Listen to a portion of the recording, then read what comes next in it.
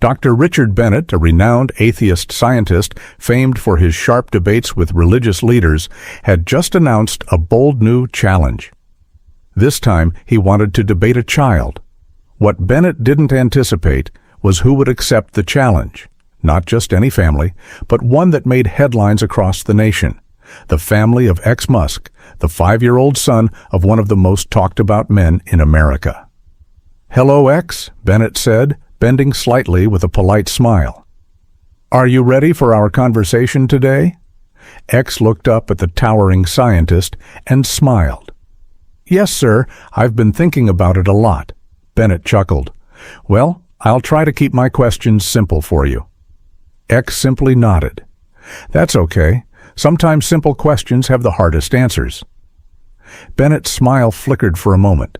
There was something unexpected in the boy's gaze, a calm, steady presence that seemed far too composed for someone so young, especially under this kind of spotlight. In just 15 minutes, they'd walk onto the stage, and Bennett would discover this was far from the easy victory he had expected. The auditorium went quiet as Dr. Bennett stepped into view. He adjusted his glasses and straightened his tie, every bit the classic professor in his tweed jacket. But the crowd's focus shifted to the small figure trailing behind him. X wore jeans and a blue t-shirt with a rocket ship on the front.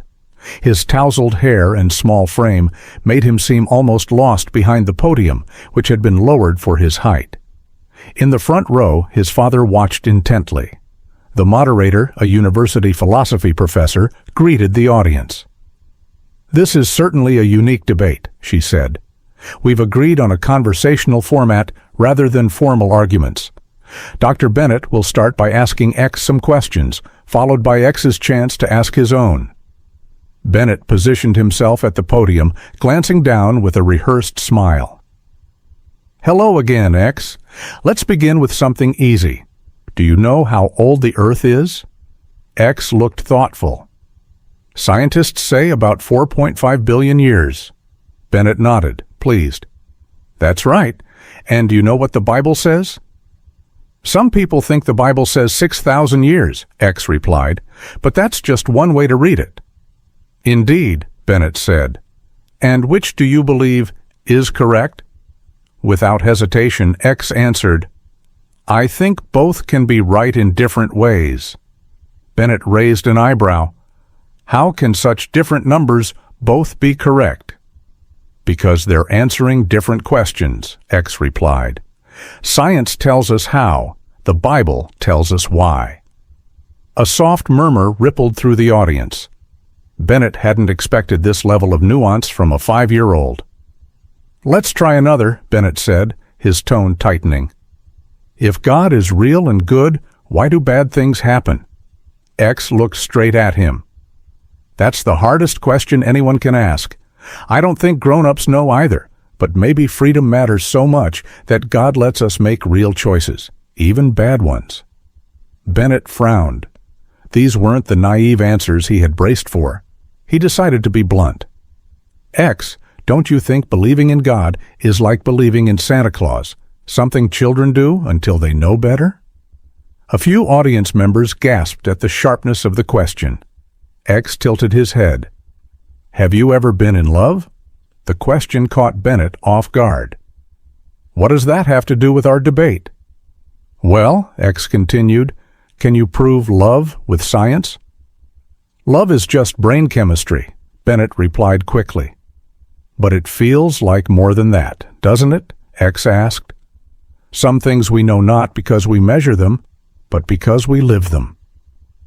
The room fell into a deep silence. Bennett could feel control slipping.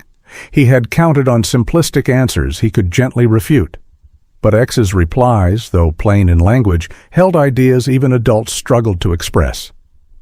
"Let's move on," Bennett said, his composure fading. "X, do you know what evolution is?" X nodded. "It's how animals change over a long time to survive better." "That's right," Bennett said, seizing an opening. "And doesn't evolution explain how humans came to be, without a creator?" "Evolution explains how bodies change," X replied, "but not why we ask why we're here," Animals don't think about that. Bennett's frustration began to show. He shifted tactics. X, there are many religions in the world. All claim to be true. How can you know which one, if any, is right? X paused, thinking. I think maybe they're like people looking at a really tall mountain from different sides. They're all seeing the same mountain, just from different places. Bennett leaned in. But if they contradict each other, they can't all be right, can they? They can if they're using different words to describe the same truth, X said, like how scientists used to think light was a wave. Then they thought it was particles. Now they know it's both. The moderator stepped forward. It's now time for X to ask some Dr. Bennett's questions had ended. For now. The audience leaned forward, sensing a shift. Bennett adjusted his tie, attempting to appear at ease, though tension was beginning to show. X looked up at him calmly. Doctor. Bennett, he asked, why did you want to debate a kid? The directness of the question sparked nervous laughter throughout the room.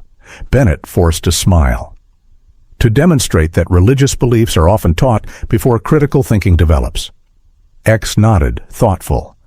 Have you ever changed your mind about something important? He asked. Bennett hesitated. Of course, that's part of scientific thinking. What made you change your mind? X continued.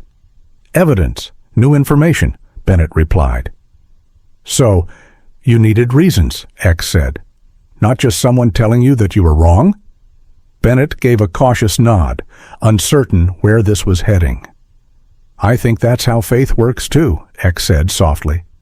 People need reasons to believe, not just instructions. That's why I wanted to do this debate, not to make you believe what I believe, but so we could share our reasons.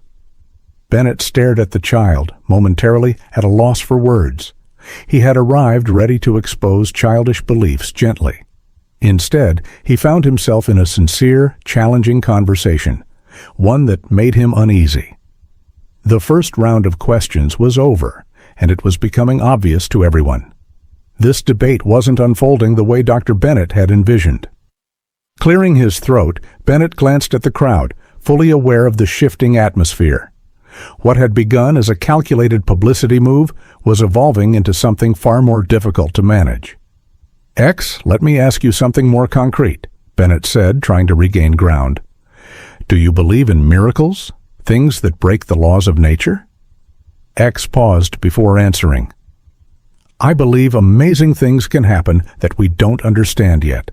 But science has explained so many things that used to seem like miracles. Bennett pressed forward. Isn't it reasonable to assume that all miracles will eventually have natural explanations? Maybe, X replied. But just learning how something works doesn't mean no one made it work that way. When Dad shows me how a rocket engine works, I'm learning how, not proving no one built it. Bennett frowned. The child's analogies were simple, but powerfully effective. He had to press harder. But we've never found empirical evidence of supernatural involvement in nature, Bennett stated firmly. X looked puzzled. What does empirical mean? It means evidence we can observe or measure with our senses, Bennett explained. Oh, X nodded. But don't we use more than 5 senses to know things? Like math, we can't touch or see numbers, but they're still real. A few audience members nodded in agreement.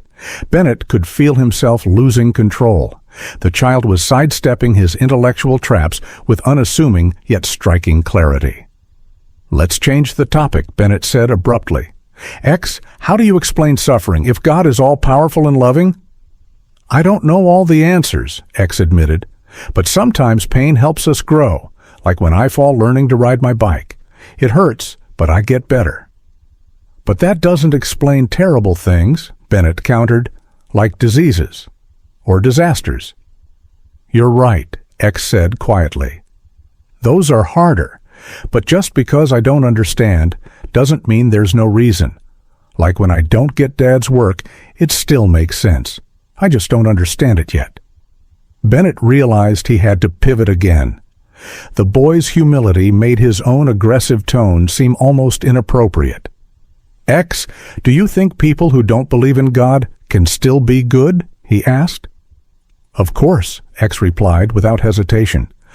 "My dad says goodness comes from inside, not just from rules." Bennett jumped at the chance. "Then why do we need religion at all if people can be good without it?" X considered it. "Maybe it's like having a map when you're trying to find your way.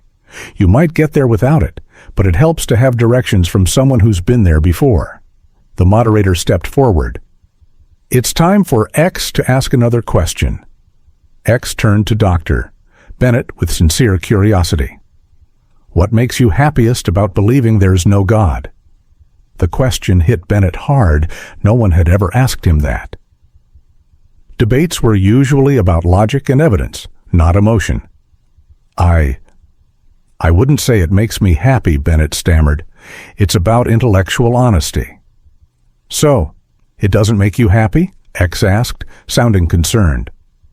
"That's not the point," Bennett replied, regaining composure. "Truth isn't about happiness." "That's true," X agreed. "But don't you think the truth about the biggest questions should make sense of our deepest feelings too? Like why we care about right and wrong?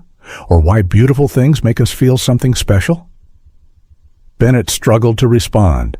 The child's questions bypassed debate tactics and went straight to the heart, where answers were far less tidy. "Those feelings evolved." "Maybe," X said thoughtfully.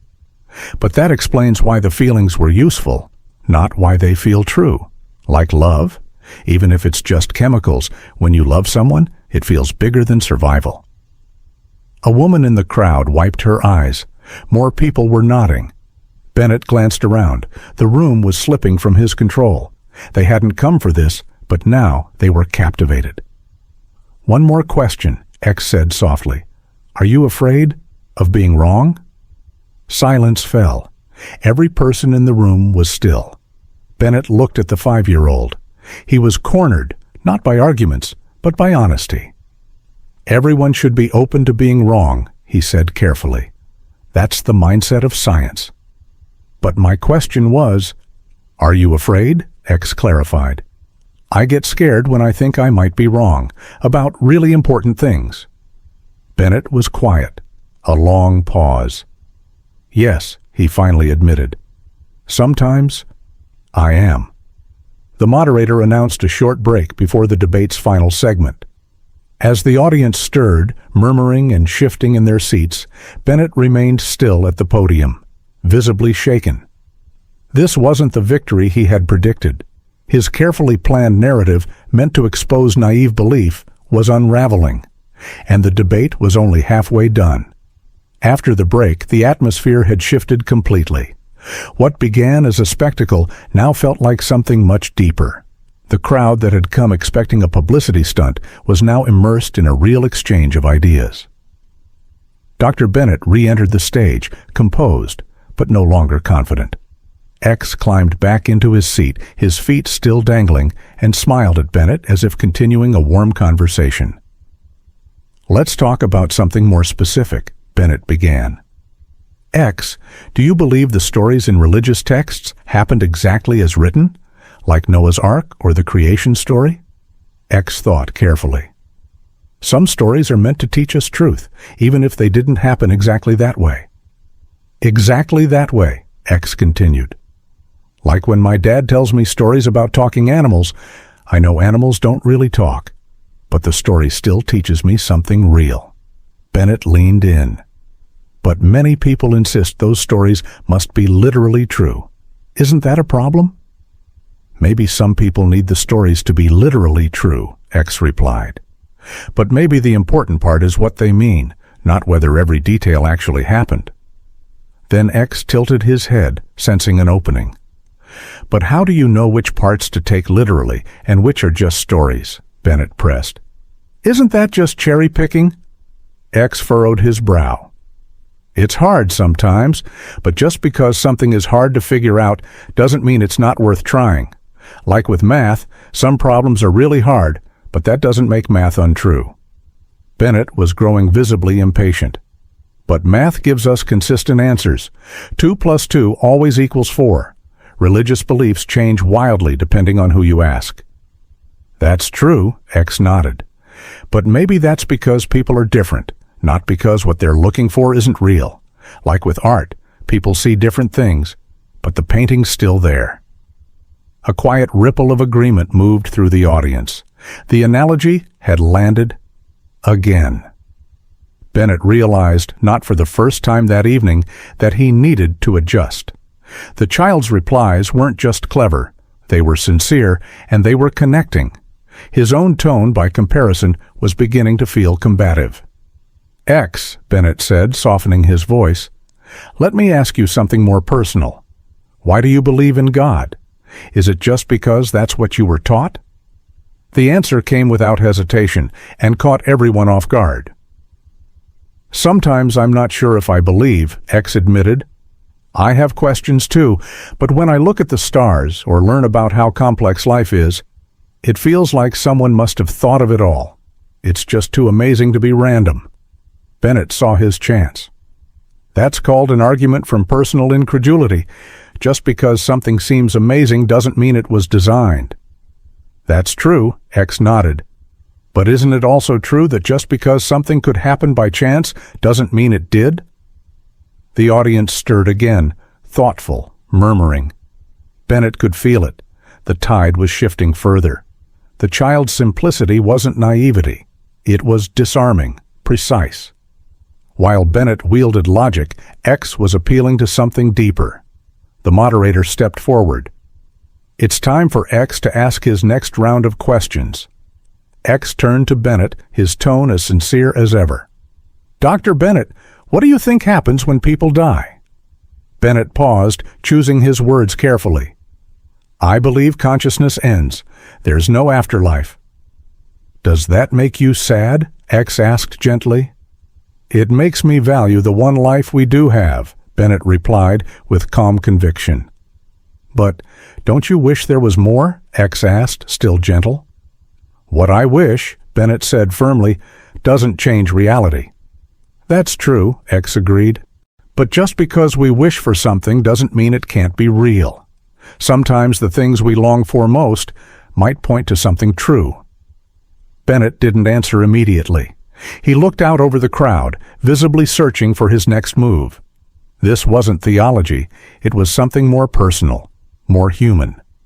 X continued, unbothered by the pause. Why do you talk so much about something you don't even believe exists? A stunned silence fell over the room. Only a child could ask that without sounding hostile. And yet, it struck right at the heart of things. Bennett shifted, clearly uncomfortable. I believe harmful beliefs should be challenged. But why does it bother you so much? X asked. If someone's beliefs help them be kinder, why try to change that? Because truth matters, Bennett said firmly. False beliefs can lead people to make dangerous choices. That's true, X acknowledged. But aren't some true things hard to prove with science? Like love? You can't measure it in a lab, but that doesn't mean it isn't real. The room was hushed, focused, utterly absorbed. What had started as a curious matchup was now something entirely different. As the exchange continued, it became clear. This wasn't a debate in the traditional sense. The audience, many of whom had expected a spectacle, were now witnessing something else entirely. An honest search for truth, wrapped in wonder, humility, and unexpected wisdom. And more, it was the child's questions that were carrying the room. By the fourth round, Dr. Bennett was no longer fencing with a precocious opponent. He was facing questions that touched something deeper than arguments. These weren't just inquiries into belief. They were gentle excavations of meaning, identity, and the mystery of being alive. And in his face, the audience could see it. The dawning recognition that what he had underestimated wasn't just a child. It was the depth of the questions themselves.